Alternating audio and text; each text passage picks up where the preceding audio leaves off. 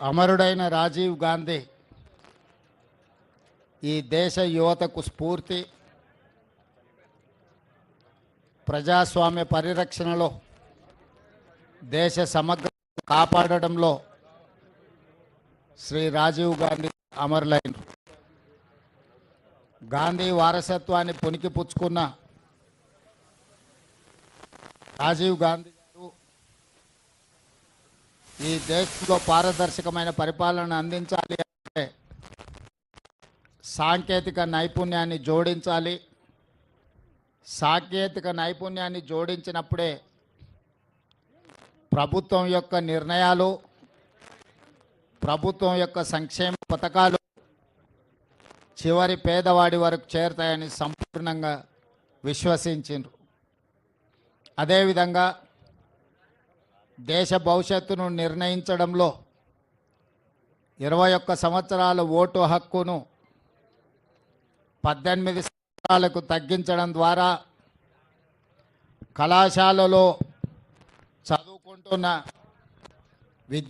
విద్యార్థులు శాసనసభ్యులను, పార్లమెంట్ సభ్యులను ఎన్నుకోవడానికి ఈరోజు పునాదులు వేసిండ్రు.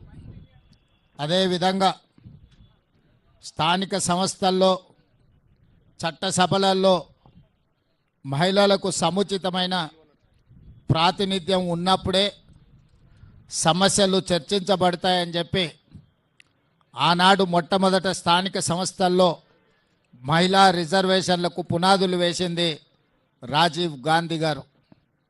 ఈరోజు ఈ దేశంలో కంప్యూటర్, అదేవిధంగా టెలికాం యుగం ఈరోజు ప్రపంచంతో పోటీ పడుతున్నామంటే సిలికాన్ వ్యాలీలో భారతీయులే సిలికాన్ వ్యాలీని నడుపుతున్నారంటే ముఖ్యంగా తెలుగు రాష్ట్రాల నుంచి వచ్చిన ఐటీ నిపుణులు ఈరోజు సుసంపన్నమైన అమెరికా దేశాన్ని, ఆ దేశ ఆర్థిక వ్యవస్థను శాసించగలుగుతున్నారు అని అంటే ఈ దేశానికి కంప్యూటర్ను పరిచయం చేసింది రాజీవ్ గాంధీ గారు.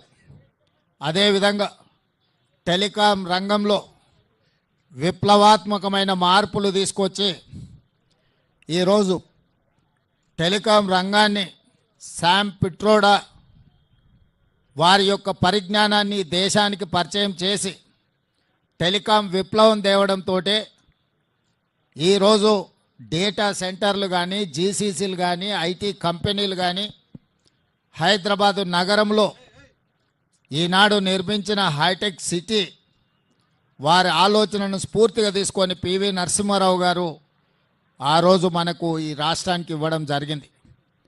నేదురుమల్లి జనార్దన్ రెడ్డి గారు ఉన్నప్పుడు ముఖ్యమంత్రిగా పునాది రాయి వేసి మొట్టమొదటిసారి హైటెక్ సిటీకి నాంది పలికినరు.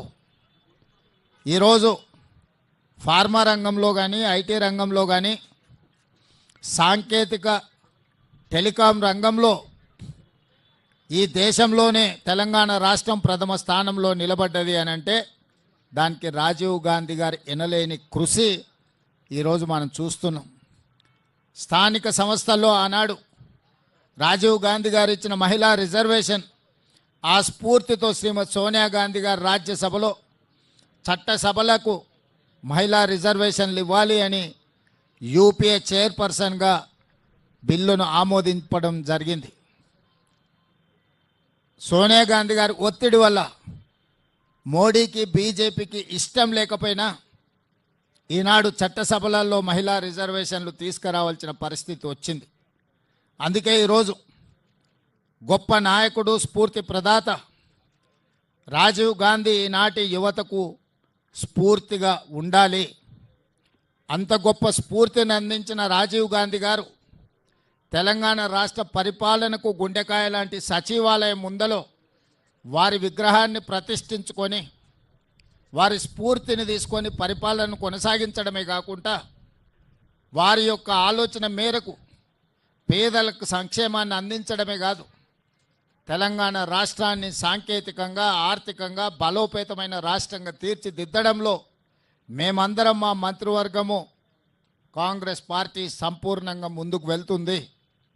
వారిని ఆదర్శంగా తీసుకొని వారి విగ్రహాన్ని ఇక్కడ ప్రతిష్ఠించుకొని కోట్లాది మంది భారతీయ యువకులకు రాజీవ్ గాంధీ స్ఫూర్తిని ఈరోజు మనం నింపగలిగినము.